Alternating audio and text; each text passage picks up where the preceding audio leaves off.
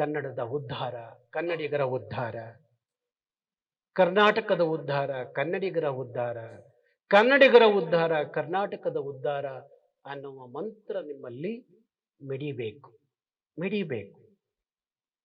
ಯಾರು ಒಂದು ಅಂಗಡಿಗೆ ಹೋದಾಗ ನೀವು ಕನ್ನಡದಲ್ಲೇ ಮಾತಾಡಿ.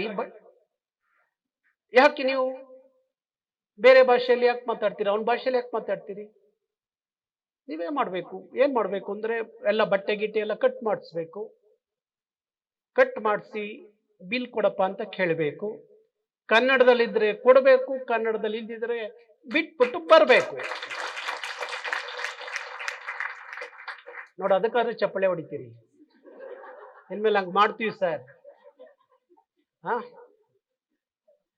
ಹಂಗೆ ಮಾಡಬೇಕು.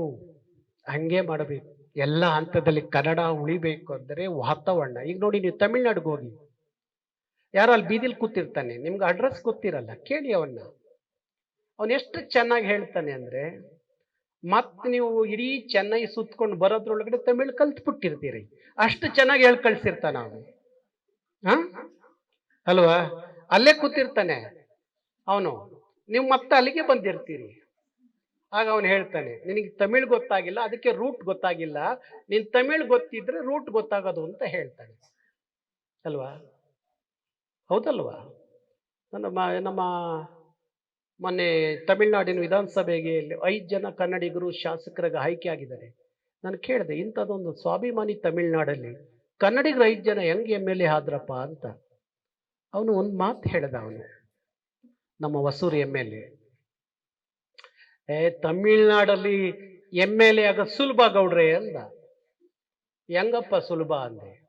ಏನಿಲ್ಲ, ತಮಿಳ್ರಿಗಿಂತ ಚೆನ್ನಾಗಿ ತಮಿಳ್ ಕಲ್ತ್ಕೊಂಡ್ಬಿಟ್ರೆ MLA ಆಗ್ಬೋದು. ಆಮೇಲೆ ಒಂದಷ್ಟು ತಿರುವಳ್ಳವರ ವಚನ ಕಲ್ತ್ಕೊಂಡ್ಬಿಟ್ರೆ MLA ಆಗ್ಬೋದು. ಆಮೇಲೆ ಶಿವಾಜಿ ಗಣೇಶನ್ MGR ಡೈಲಾಗ್, ಸಿನಿಮಾ ಡೈಲಾಗ್ ಹೊಡೆದ್ರೆ MLA ಆಗ್ಬೋದು. ಆಮೇಲೆ ತಮಿಳ್ನಾಡು ತಮಿಳ್ ಮಕ್ಕಳು ಅಂದ್ರೆ MLA ಆಗ್ಬೋದು. ಇಲ್ಲಿ ಯಾವನಾರ ಕನ್ನಡದ ಮಕ್ಕಳು ಅಂತ ಹೇಳ್ತಾರ? ನಮ್ಮ ಕನ್ನಡದ ಮಕ್ಕಳೇ, ನಮ್ಮ ಕನ್ನಡದ ಬಂಧುಗಳೇ, ನಮ್ಮ ಕನ್ನಡದ ರಸಿಕರೇ ಯಾರು ಹೇಳ್ತಾರ? ಯಾರು ಹೇಳಲ್ಲ. ಹೆದರ್ಕೋತಾರೆ ಬೇರೆಯವ್ರಿಗೆ, ಬೇರೆ ಭಾಷಿಕರು ಹೆದರ್ಕೋತಾರೆ.